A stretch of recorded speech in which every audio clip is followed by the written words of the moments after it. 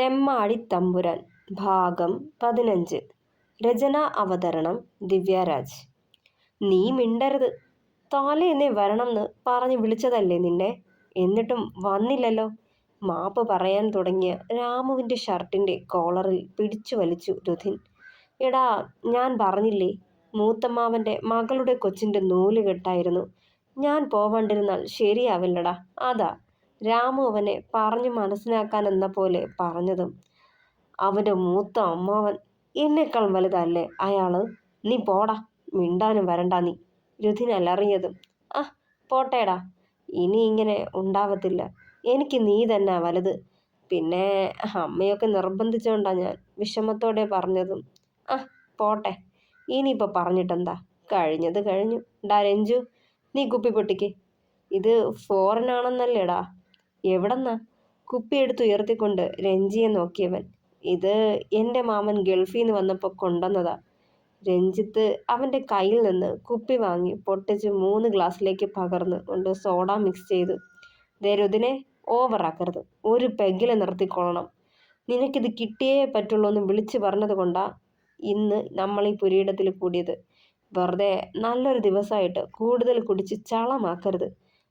രാത്രിയായിട്ട് അവളെ വെറുതെ നീ കരയിപ്പിക്കാൻ നിൽക്കണ്ട, രഞ്ജിത്ത് താക്കീതുപോലെ പറഞ്ഞു. ഓഹ്, എന്ത് കരയാൻ? ഇതിനൊക്കെ കരയാൻ നിന്നാൽ എങ്ങനാ അല്ലേടാ രുധിനെ? അതുമല്ല, കാര്യത്തിലോട്ട് കടക്കണതിന് മുന്നേ ഇത്തിരി അടിച്ചിട്ട് പോണതാ നല്ലത്. നല്ല ത്രില്ലായിരിക്കും. വഷളൻ ചിരിയോടെ രാമു പറഞ്ഞു. ഓ, അനുഭവം കാണും. രഞ്ജു ചിറികോട്ടി. പിന്നല്ലാതെ വരുമോ? അവള് ആ സീതയുടെ അടുത്ത്. എൻ്റെ പൊന്നേ, എന്തൊരു മുതലാടാ അവള്. ഉഫ്. കീഴ്ചുണ്ട് കടിച്ചു പിടിച്ച് രാമു അത് പറയുമ്പോൾ തലേന്ന് രാത്രി കുളപ്പടവിൽ നടന്നതായിരുന്നു രുധിൻ്റെ മനസ്സിൽ കലിയരച്ച് കയറിയവന്. ഒന്ന് മിണ്ടാതിരിക്കടാ, അവൻ്റെ ഒരു ചീത. ആരാവോ അവൾക്ക് ആ പേരിട്ടത്? ഉഫ്. രുധിൻ വെറുപ്പോടെ പറഞ്ഞുകൊണ്ട് രഞ്ജു നീട്ടിയ മദ്യം ഒറ്റ വലിക്ക് കുടിച്ചു. ഓ, നിന്റെ മറ്റവള് വലിയ സാവിത്രിയല്ലേ. കുറേ നാളായാലും വേറെ ഏതവൻ്റെയോ കൂടെ പുറത്തവളല്ലേ. അവൻ നല്ലോണം ഉപയോഗിച്ചതല്ലേ സെക്കൻഡ് ഹാൻഡ് ചരക്ക്. ചുമ്മാതൊന്നുമല്ലല്ലോ നീയും അവളെ കെട്ടിയത്. ഇതിനൊക്കെ വേണ്ടി തന്നല്ലേ. പുച്ഛത്തോടെ രാമു അത് പറഞ്ഞതും അവന് നേരെ കാലെടുത്തൊന്ന് വീശി രുധിൻ.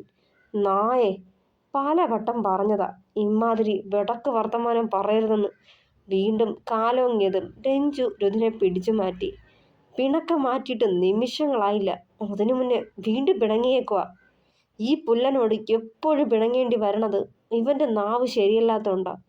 പറഞ്ഞുകൊണ്ട് രഞ്ജുവിൻ്റെ കയ്യിൽ നിന്നും മദ്യക്കുപ്പി പിടിച്ചു വാങ്ങി ഒറ്റ കമിഴ്ത്തിന് വായ്ക്കുള്ളിലാക്കിയവൻ. ഡാ, കത്തി ചാമ്പലാവുമടാ, ദാ പുക വരണു. രഞ്ജു തലയ്ക്ക് കൈവച്ചു. അരമണിക്കൂറിനുള്ളിൽ വരാന്ന് പറഞ്ഞു പോയ ആളിനെ 2 മണിക്കൂറായിട്ടും കാണാതെ വന്നതും വല്ലാത്ത പരിഭ്രമമായിരുന്നു അമ്പിളിയിൽ. വാതിൽ തുടരെ തുടരെ കൊട്ടുന്ന കേട്ടതും ഓടിപ്പാഞ്ഞു ചെന്ന് വാതിൽ തുറന്നു കൊടുത്തവൾ. കാലുപോലും നിലത്തുറയ്ക്കാതെ ആടി ആടി നിൽപ്പുണ്ടായിരുന്നു രുധിൻ. പെട്ടെന്ന് അവനെ ആ ഒരവസ്ഥയിൽ കണ്ടതും നെഞ്ചിൽ ഭാരം ഉരുണ്ട് കയറി. മനസ്സ് വേദനിച്ചു തുടങ്ങി. അമ്പിളി, ഞാനല്പം കുടിച്ചിട്ടുണ്ട്. സാരമില്ല, നാളെ ഇതും നിന്റെ ശീലാവേണ്ടതല്ലേ. കയ്യിൽ പിടിച്ചു വലിച്ചുകൊണ്ട് അവളെ നെഞ്ചിലേക്ക് ചേർത്തവൻ 2 കൈയാലെയും മുറുകെ പുണർന്നു. ദേഹം വല്ലാതെ വേദനിച്ചവളുടെ. മദ്യത്തിൻ്റെ രൂക്ഷഗന്ധം ശ്വാസം മുട്ടിച്ചു. അവൻ്റെ ആ നിൽപ്പും മട്ടും കണ്ട് കണ്ണുകൾ നിറഞ്ഞവളുടെ. എന്തിനാ രുധിയേട്ടാ കുടിച്ചേ? നോവോട് ചോദിച്ചതും. ലേശമല്ലേ കുടിച്ചുള്ളൂ അമ്പിളിയെ. വന്യമായ ഭാവത്തോടെ അവളുടെ കഴുത്തിടിക്കൽ ബലമായി മുഖമമർത്തിയവൻ കുതറിയകലാൻ നോക്കുമ്പോൾ അടക്കി പിടിച്ചു വെച്ചു. അടങ്ങൻ്റെ പെണ്ണെ, എനിക്കിതിനു കൂടി അവകാശമില്ലേ? അവളുടെ ചുണ്ടൊന്നൊഴിഞ്ഞവൻ. എന്നെ തൊടണ്ട രുധിയേട്ടാ. കുടിച്ചിട്ട് വന്ന് എൻ്റെ ദേഹത്ത് തൊടരുത്. ഇന്നെന്നല്ല, ഒരിക്കലും. എനിക്കത് ഇഷ്ടമല്ല. പിന്നെ താലി കെട്ടിയ അവകാശവും വെച്ച് എന്ത് മാവാന്നാണെങ്കിൽ ശവം പോലെ കിടന്നു തന്നോളാം. ധൈര്യം സംഭരിച്ച് പറയുമ്പോഴും ഉടലാകെ വിറയ്ക്കുന്നുണ്ടായിരുന്നു അവളുടെ. അവളിൽ നിന്ന് വേഗം അകന്നു മാറി രുധിൻ. നിന്റെ സമ്മതമില്ലാണ്ട് എനിക്ക് നിന്നെ തൊടണ്ട അമ്പിളി. കിടന്നോ നീ. പറഞ്ഞുകൊണ്ട് അയഞ്ഞ മുണ്ടൊന്ന് മുറുക്കിയെടുത്ത് കട്ടിലിൻ്റെ അറ്റത്തേക്ക് ചെന്ന് കിടന്നവൻ. നിലത്ത് ഊർന്നിരുന്നവൾ തളർച്ചയോടെ. ജീവിതവും പ്രതീക്ഷകളും കൈവിട്ട പോലെ തോന്നിയവൾക്ക് ആ നെഞ്ചിൽ തലചായ്ച്ച് ഈ രാവ് മുഴുവൻ ഉറങ്ങാതിരുന്ന് വെളുക്കുവോളം കണ്ട് കൊതി തീരാത്ത സ്വപ്നങ്ങൾ പങ്കുവയ്ക്കണമെന്നായിരുന്നു മനസ്സിൽ. ഈ അവസ്ഥയിൽ ഇങ്ങനെ കയറി വരുമെന്ന് കരുതിയതല്ല. മെല്ലെ മുഖമുയർത്തി അവനെ നോക്കുമ്പോൾ അതേ കിടപ്പ് തന്നെയായിരുന്നു. നെഞ്ചുലഞ്ഞ നോവോട് കൂടിയ ചുടു കണ്ണുനീർ കണ്ണുകളിലൂടെ ഒഴുകിയിറങ്ങിക്കൊണ്ടിരുന്നു അമ്പിളിയുടെ. ശബ്ദം പുറത്തേക്ക് വരാതെ കരച്ചിലടക്കി പിടിച്ചു. പെണ്ണ് കെട്ടിച്ചു കൊടുത്താലും ഇവനൊന്നും മാറില്ലേ അമ്പിളി? നിന്റെ ജീവിതം കൂടി നശിപ്പിക്കുകയുള്ളൂ. പലതവണ ആശേച്ചി പറഞ്ഞത് കാതിലേക്ക് അലയടിക്കവേ നെഞ്ചിൽ ഭാരം കനച്ചു. പ്രതീക്ഷയോടെ കാത്തിരുന്ന സ്വപ്നങ്ങൾ കയ്യകലത്തു നിന്നും ദൂരേക്ക് അകലുന്ന പോലെ കണ്ണുനീർ വാർത്തവൾ. രാവിലെ ഉണരുമ്പോൾ രുധിന്റെ കണ്ണുകൾ ആദ്യം പരത്തിയത് ബെഡിലാണ്. പ്രതീക്ഷിച്ച പോലെ അവൾ അവിടെ ഇല്ലാന്ന് കണ്ടതും ചുറ്റുമൊന്ന് തിരഞ്ഞു. അയയിലെ ഈറൻ തോർത്തും തൊട്ടപ്പുറത്തായി മടക്കിയിട്ടിരുന്ന സെറ്റും മുണ്ടും കണ്ടതും അവൾ കുളി കഴിഞ്ഞ് താഴേക്ക് പോയിട്ടുണ്ടെന്ന് ഉറപ്പിച്ചു. മെല്ലെ എഴുന്നേറ്റു. തലേന്ന് അവളുടെ കയ്യിൽ നിന്നും താൻ വാങ്ങിവെച്ച പാൽ ഗ്ലാസ് അതേപടി ടേബിളിനു മുകളിൽ ഇരിക്കുന്നത് കണ്ടതും വല്ലായ്മ തോന്നി. ഷോ, അമ്പിളിക്ക് വിഷമമായിട്ടുണ്ടാവുമോ? ഉണ്ടാവും. ഒന്നും വേണ്ടായിരുന്നു. ഇന്നലത്തെ രാത്രിയെങ്കിലും കുടിക്കണ്ടാന്ന് പലതവണ കരുതിയതാ. പക്ഷേ സാധാരണ കുടിക്കുന്ന സമയം ആയി വന്നപ്പോ കുടിക്കാൻ പറ്റില്ലാന്നായി. അതാ അവനെ വിളിച്ച് കുപ്പി വാങ്ങാൻ പറഞ്ഞത്. പക്ഷേ അന്നേരം അമ്പിളിയെ കണ്ടപ്പോ സർവ്വതും കൈവിട്ടുപോയി. മദ്യത്തിന്റെ കാര്യം പോലും മറന്നതാ. അപ്പോഴാ അവൻ വീണ്ടും വിളിച്ചതും. പോയതിനും വേണ്ടി ഒരു പെഗ്ഗിൽ നിർത്താന്നാ കരുതിയത്. അന്നേരമാ രാമുവിന്റെ ചൊറിഞ്ഞ വർത്തമാനം. കലി കയറിയപ്പോ പിന്നെ ആ മൂടൊന്നു മാറ്റാൻ കുടിച്ചതാ. പക്ഷേ പെണ്ണ് ഇടയുമെന്ന് കരുതിയില്ല. ഇനിയിപ്പോ പിണക്കമായിരിക്കും. എങ്ങനെ ഒന്ന് സമാധാനിപ്പിക്കുക? തലമുടി കൊരുത്തു വലിച്ചുകൊണ്ട് ബാത്റൂമിലേക്ക് നടന്നവൻ. കുളി കഴിഞ്ഞ് താഴേക്ക് സ്റ്റെപ്പിറങ്ങി വരുമ്പോൾ അമ്മാവന്മാരും അമ്മായിമാരും ഹാളിൽ തന്നെ ഇരിപ്പുണ്ടായിരുന്നു. അവരുടെ മുഖത്തെ അവജ്ഞയും പരിഹാസം നിറഞ്ഞ നോട്ടത്തിലും നിന്നും തലേന്ന് താൻ വന്നു കയറിയത് ഏത് കോലത്തിലാണെന്ന് അവർ കണ്ടെന്ന് ഊഹിച്ചു രുധിൻ. പെണ്ണ് കെട്ടിച്ചു വിട്ടാൽ ഇപ്പൊ നന്നായിപ്പോവും എന്നാ കരുതിയേ. എവിടെ, ഇവറ്റകളൊന്നും ഒരിക്കലും നന്നാവില്ല. ആ കുട്ടിയുടെ ഭാവി കൂടി പോയി കിട്ടി. അല്ലാതെന്ത് പ്രയോജനമെന്നാ? കൈമലർത്തിക്കൊണ്ട് വല്യമ്മാവനത് പറയുമ്പോൾ കേട്ട ഭാവം കാട്ടാതെ മുന്നോട്ട് പോയവൻ. എന്നാലും നമ്മടെ മോളെ ഇവന് കെട്ടിച്ചു കൊടുക്കാത്തത് ഭാഗ്യായി. ഇല്ലാച്ചാ എന്റെ കുട്ടിയുടെ കണ്ണീരൂടി കാണേണ്ടി വന്നേനെ.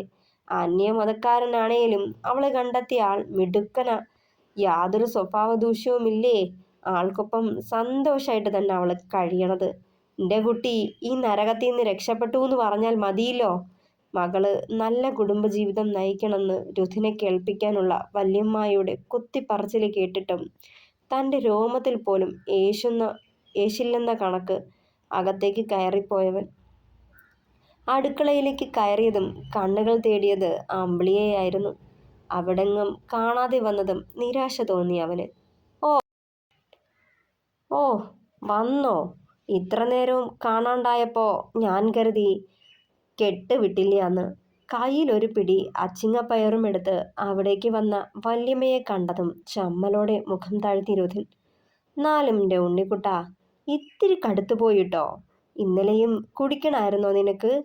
എന്നെ നോവിക്കണ പോലെ ആ പാവം പിടിച്ച കുട്ടീനെ നോവിക്കാനാണോ നിന്റെ ഭാവം?